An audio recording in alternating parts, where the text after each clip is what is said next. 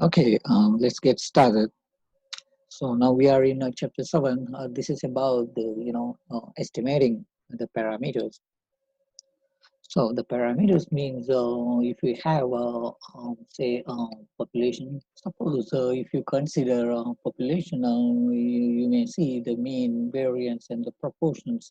These kind of measures in your original population is called the parameters. Okay, these all three are going to be the parameters. In most of the cases, the parameters mean variance proportions are unknown. Okay, so our task is to estimate these guys for the from the population. So to estimate this mean variance proportion for the population, what we do is we draw a sample from here. Okay, now you consider here the sample. So so by drawing the sample, we find the mean, variance, and the proportion for the sample. That means what? That means we could estimate, the population parameters by looking at your sample. Okay. So this is our task here. We are going to find the estimation of populations, and we have to assume that the population mean, variance, proportions are unknown. So we are going to estimate those things by looking at a sample. Okay.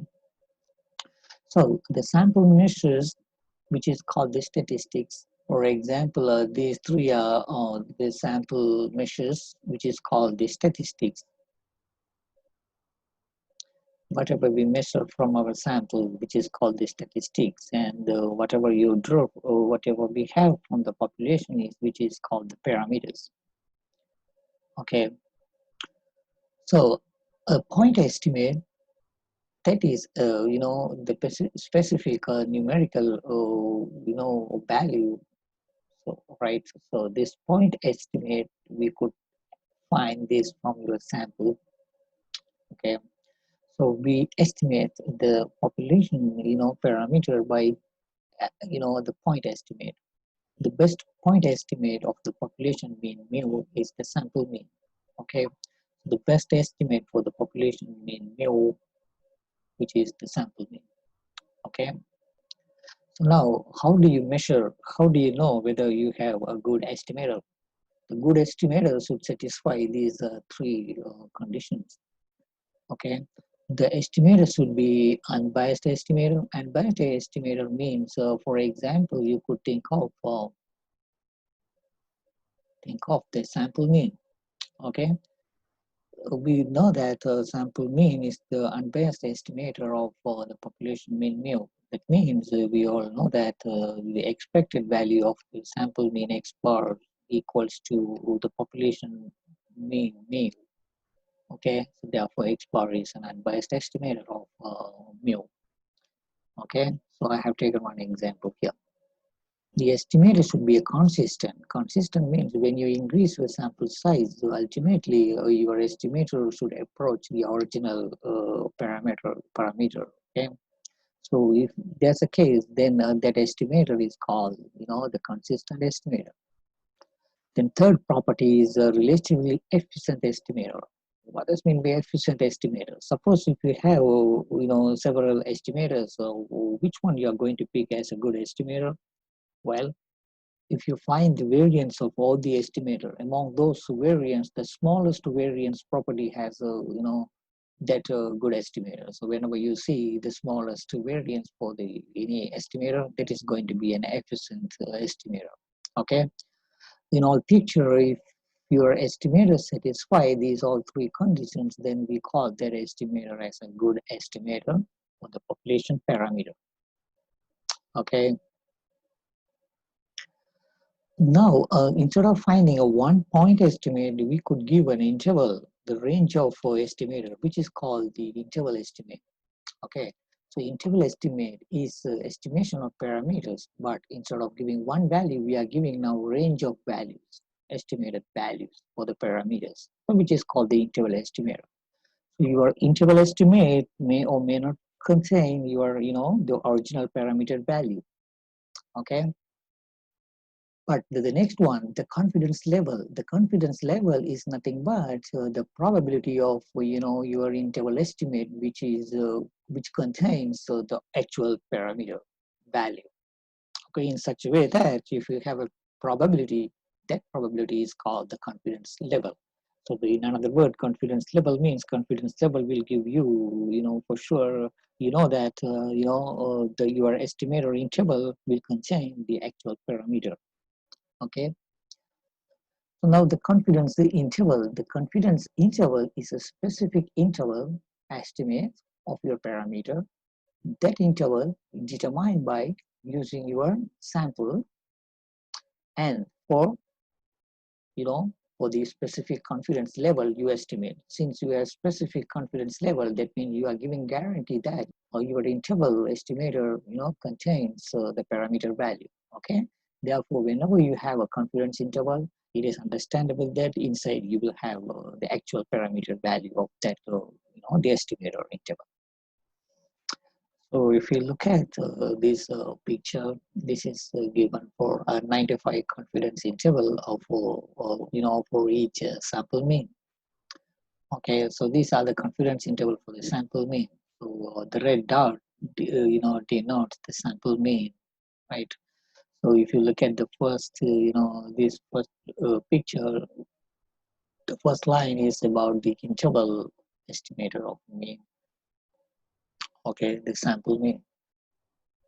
So there are several intervals. So these intervals based on your samples. So whenever you change your sample, you will have different intervals for the mean. Okay. Now the margin of error. What does mean by margin of error? Margin of error is the maximum, difference between your point estimate and the actual parameter value. Okay, when you estimate something, for the actual value, there's a difference. That difference is called the error.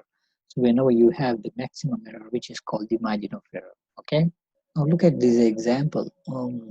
Suppose if you are given, the confidence level, that means the probability of being your, point estimate, the probability of being your, the population parameter inside your interval, which is 95%, you are sure. If you have a confidence interval, then always you could find the corresponding z alpha over 2, okay, which is called the critical level, the critical values of, of z values. Okay, how do you find that? That is, you have to go, see that, the area between two values, positive z and negative z, is 0.95. Okay, in such a way that if you could find the z alpha over 2 and the negative z alpha over 2, so these two values are called, the critical value. So these two z values are called the critical values, right? If you look at the picture, we know now the confidence level is 95%. That means the area, this colored area is 0.95. So the remaining leftover from 1 is 0.05. Because of the symmetric, these two, the colored region should be these two should be same. These two regions should have a same area. So the leftover from 1 is 0.05. So that is going to be, we call that value, we could call as alpha. Okay. So whenever you subtract, the confidence level from 1, that is the remaining piece is going to be alpha. So if you divide this guy by 2, so that is alpha over 2 will be one side area, and another side area is, alpha over 2 as well. Okay, so since this is alpha over 2, so alpha over 2 is nothing but 0.05 divided by 2. So if you divide by 2, that should be 0.025. That means the left area is 0.025 in such a way that if you could find the z value, which is called the critical value. Once you know the negative value, then other side will be the same value with the positive sign because of the symmetry. Okay, so in general, okay, let us look at these exercise problems. So you need to find out the margin of error for each confidence interval. So if you look at the first problem, find the margin of error for the confidence interval for the mean from 68 to 72. So we'll look at the answer I have given here. So I have display in terms of the picture. So here you will see the interval. So this is 68 to 72. So we'll see here actual parameter mu will be somewhere in between 68 to 72. So if my point estimator is at the middle, then remember your the true parameter will be mu will be either left to this or right to the point estimate. So the maximum, the difference between your true parameter and the point estimate could be this much distance in both direction, right? Suppose if my true mu is somewhere here, then the maximum error between your true mean and the point estimate is these two in both direction, right? Therefore, the maximum error could occur, which is 2. So that is the margin of error for the first one. So if you look at the second picture, so that is for the confidence interval for the true proportion plane. So again, I have drawn a picture for here, for 0.623 to 0.626.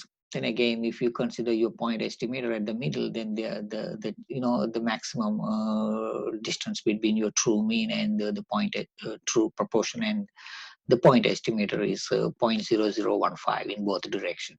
So that is the margin of error for the second one. For the third one, you see now, if you look at the problem number 3, so the confidence interval given in plus or minus form. So this is another way to express, the confidence interval. So you could use either picture or, the inequality or this plus or minus sign. Okay. So that means we are adding and subtracting 0.7 with 18. So you could think of 18 as your point estimator. Therefore, if I draw the picture that's going to be here, number 3, the middle point, you could think that's your 18, So because the half distance between 17.3 and 18.7 is, 18. So therefore, this is my point estimator, and the maximum distance between your point estimator and the true mean is 0.7. Okay, so that is 0.7.